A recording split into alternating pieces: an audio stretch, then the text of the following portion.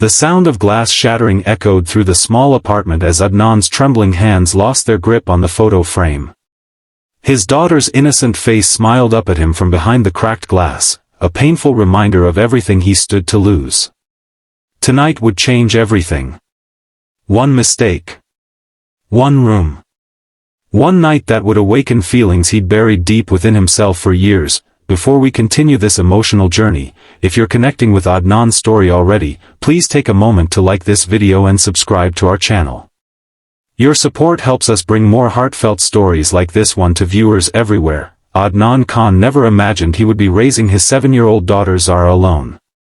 3 years ago, when his wife Sana died unexpectedly from a brain aneurysm, his world collapsed. At 34, he became both mother and father to their little girl, navigating grief while trying to maintain normalcy in their lives. His software engineering job barely covered their expenses in the city, and the rising cost of living meant they had recently downsized to a 1-bedroom apartment in a modest neighborhood. "Baba, will we ever move back to our old house?" Zara would sometimes ask, her large brown eyes, so like her mother's, looking up at him with innocent hope. One day, John, he would promise, though he wasn't sure how he would ever make that happen. Their old home held too many memories of Sana, but it also had space for Zara to play, a garden where she had taken her first steps, walls that had witnessed their happiest moments as a family. Adnan's parents lived in another city, and while they offered to take Zara in, he couldn't bear the thought of being separated from his daughter. She was all he had left.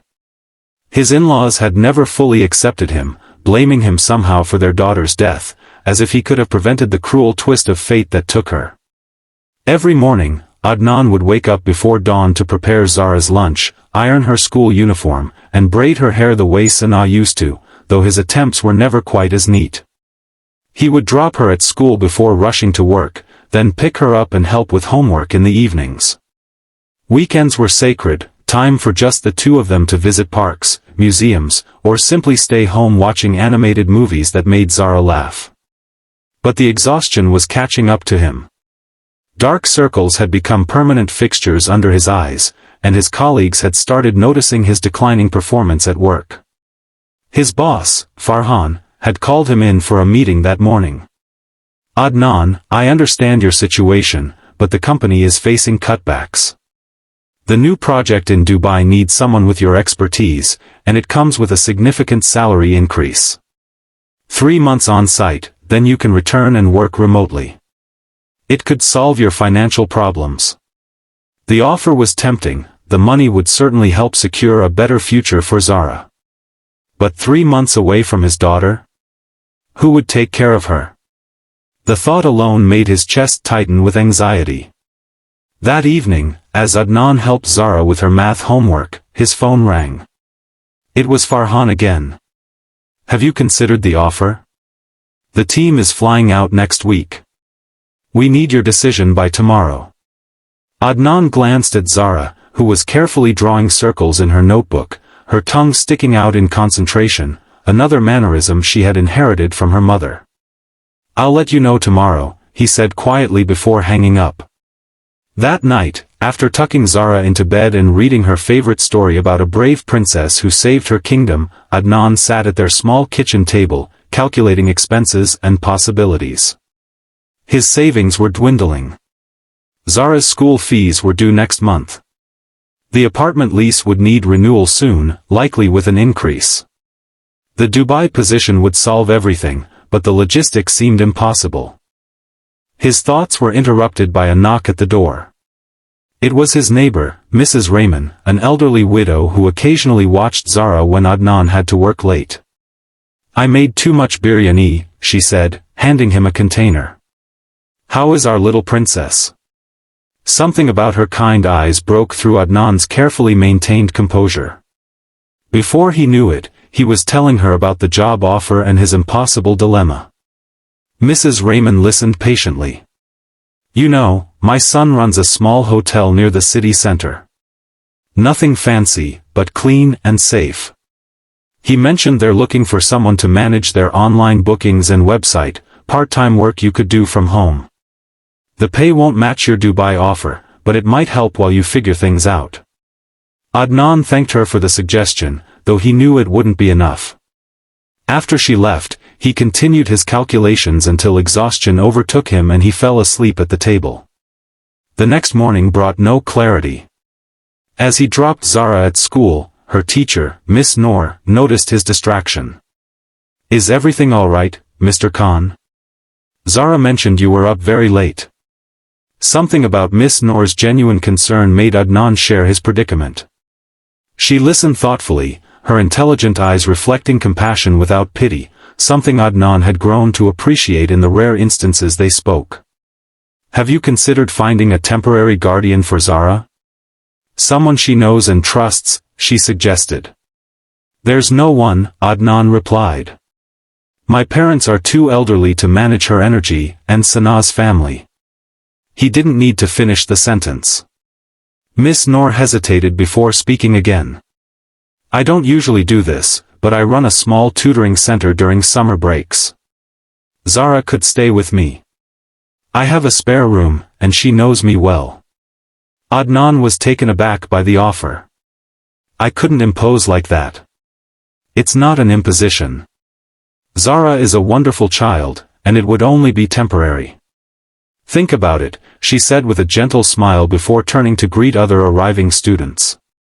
The idea seemed both perfect and terrifying. Miss Noor was kind and responsible, and Zara adored her. But entrusting his daughter to someone outside family, even temporarily? The thought made his stomach churn. That evening, Adnan called Farhan and accepted the Dubai position, with the condition that he needed 2 weeks to arrange care for Zara. After putting his daughter to bed, he called Miss Noor to discuss her offer further. "I understand your hesitation," she said. "Why don't you and Zara visit my home this weekend? You can see the space, and we can discuss expectations and arrangements." No commitment yet. The following Saturday, Adnan and Zara arrived at Miss Noor's modest but charming apartment. To his surprise, it was in the same building complex as Mrs. Raymond's son's hotel, just a different wing. "Wow! You have so many books!" Zara exclaimed, immediately drawn to the colorful bookshelf in the living room. Miss Noor smiled. "I thought you might like those.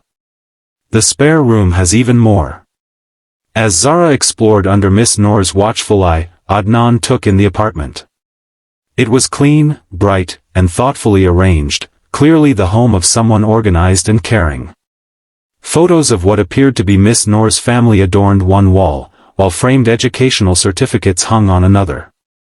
Over tea and homemade cookies, which Zara declared even better than Baba's, they discussed the potential arrangement.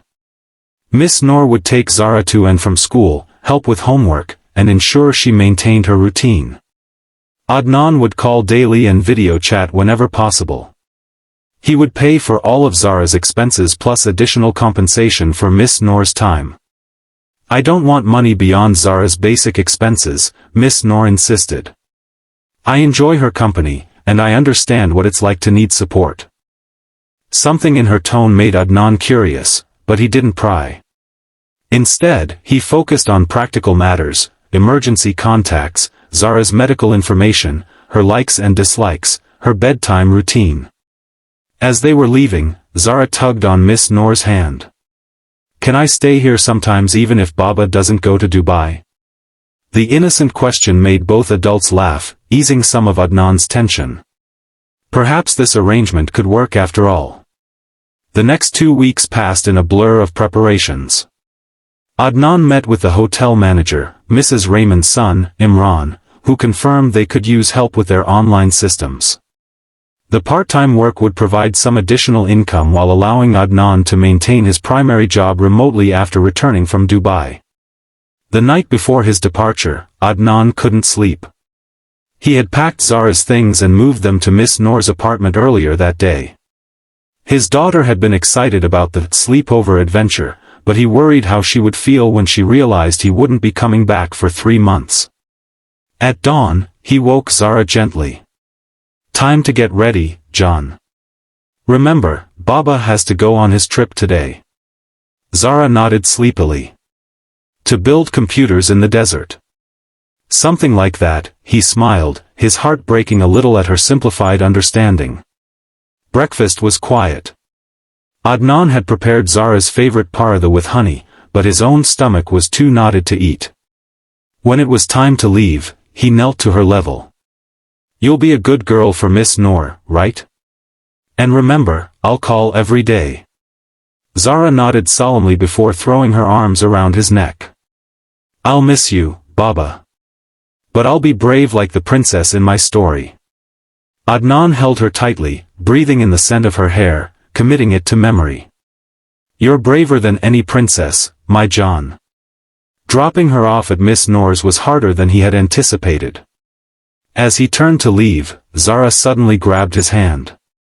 "Baba, you won't forget to come back, right? Like Mama?" The innocent question nearly shattered him. Kneeling again, he took her small face in his hands. "Baba will always, always come back to you. That's a promise I will never break." Miss Noor stood quietly nearby, her eyes glistening with understanding. As Zara was distracted by a new book, she walked Adnan to the door. "She'll be fine," she assured him. "Children are resilient, and she knows she's loved." "Thank you," Adnan managed, his voice thick with emotion. "I don't know how I'll ever repay this kindness." "By succeeding in Dubai and coming back to give Zara the life you both deserve," Miss Noor replied simply. The first month in Dubai was brutal. Despite the challenging work that kept him occupied during the day, nights were lonely and filled with worry. Video calls with Zara were both the highlight and the hardest part of his day. Seeing her happy but not being able to hold her was its own kind of torture. Miss Noor sent daily updates and photos, Zara at the park, Zara proudly holding up a drawing, Zara helping to water plants on Miss Noor's small balcony. She seemed to be thriving, which was both a relief and, strangely, a source of guilt. Was he really so dispensable in his daughter's life? 6 weeks into his assignment, Adnan received an urgent call from Miss Noor. Zara had fallen at school and broken her arm. She was in the hospital, scared but stable. "I want Baba," he could hear Zara crying in the background. Without hesitation, Adnan booked the first flight home, informing his team he had a family emergency. Farhan was understanding but reminded him of the project's importance. "Take a few days, but we need you back here to finish." The flight felt interminable. When he finally reached the hospital, he found Zara asleep, her small arm in a cast. Miss Noor sat beside her, looking exhausted but relieved when she saw Adnan. "You didn't have to come all this way," she said, though her eyes suggested she understood why he had. "She needed me," he replied simply, taking the seat beside her. "Thank you for being with her." They sat in companionable silence, watching Zara sleep. Eventually, Miss Noor spoke softly. "She's been so brave, but she misses you terribly. The first week was the hardest, she cried herself to sleep every night." The admission was like a knife to Adnan's heart. "You never told me. What good would it have done? You needed to focus on your work, and she was adjusting. Children do." Adnan studied Miss Noor's profile in the dim hospital light. For the first time, he noticed the fatigue lines around her eyes, the slight slump of her shoulders. "This has been difficult for you too." She smiled faintly. "Not in the ways you might think. Having Zara around has been healing. My apartment hasn't felt so alive in years." Before he could ask what she meant, Zara stirred and opened her eyes. "Baba?" she whispered, as if afraid he might be a dream. "I'm here, John," he said, moving to her side and gently kissing her forehead. Zara's face lit up despite her pain. "You came back early." "Of course I did. Nothing is more important than you." The next few days were a blur of hospital visits, medication schedules, and Zara's gradual recovery. Adnan stayed at Miss Noor's apartment, sleeping on her couch to be near Zara. He observed the comfortable routine they had established, the way Miss Noor knew exactly how Zara liked her toast cut, how she had memorized all the voices for characters when reading bedtime stories, the little inside jokes they shared. One evening, after Zara had fallen asleep, Adnan and Miss Noor sat on her small balcony, sharing a pot of tea. "You're good with her," Adnan said. "Better than I expected. Not that I doubted you, but I'm just her teacher," Miss Noor finished with a smile. "It's all right. I understand." "No, it's more than that. You seem to understand her in ways that sometimes even I don't." Miss Noor was quiet for a moment, her fingers tracing the rim of her teacup. "I was married once," she said finally. "We had a daughter, Amara. She would have been about Zara's age now." The revelation hung in the air between them. Adnan waited, sensing there was more to the story. "There was an accident 5 years ago. My husband was driving. A truck lost control on the highway. She didn't need to finish. That's why I became a teacher. Children have a way of healing broken hearts." Adnan reached across the table and gently covered her hand with his. "I'm so sorry. I had no idea. Few people do. It's not something I talk about often." She met his eyes. "But I thought you should know why I offered to care for Zara. It wasn't just kindness, it was also selfish in a way. She reminds me of what I lost, but also of what joy still exists in the world." The honesty of her confession touched something deep within Adnan. For the first time since Sanaa's death, he felt truly understood by someone who had walked a similar path of loss. "There's nothing selfish about finding healing," he said softly. "Sanaa would have liked you." Miss Noor smiled, a genuine smile that reached her eyes. "I think I would have liked her too." The next morning, Farhan called. The project was facing delays without Adnan's expertise. Could he return within the week? As Adnan explained the situation to Miss Noor, he was surprised by her practical response. "Why don't we all go? I have summer break coming up in 2 weeks. Zara and I could join you in Dubai for the remaining month. She'd be with both of us, and you could complete your project." The suggestion was unexpected but perfect. "You would do that?" "Why not? It would be an adventure for Zara, and I've never been to Dubai." When they presented the idea to Zara, her excitement was immediate. "We'll be like a real family on vacation," she exclaimed, then looked uncertainly between the adults. "Is that okay to say?" Adnan and Miss Noor exchanged a glance, something unspoken passing between them. "It's perfectly okay," Adnan assured his daughter, while Miss Noor nodded in agreement. 2 weeks later, they arrived in Dubai. Adnan had arranged for a 2-bedroom apartment near his work site, more spacious than anything they could afford back home. Zara, her arms still in a colorful cast covered with drawings from her classmates, was enchanted by everything, the tall buildings, the vast malls, the desert heat. The arrangement worked surprisingly well. Adnan worked during the day while Miss Noor, whom he had started calling by her first name, Aisha, took Zara exploring. In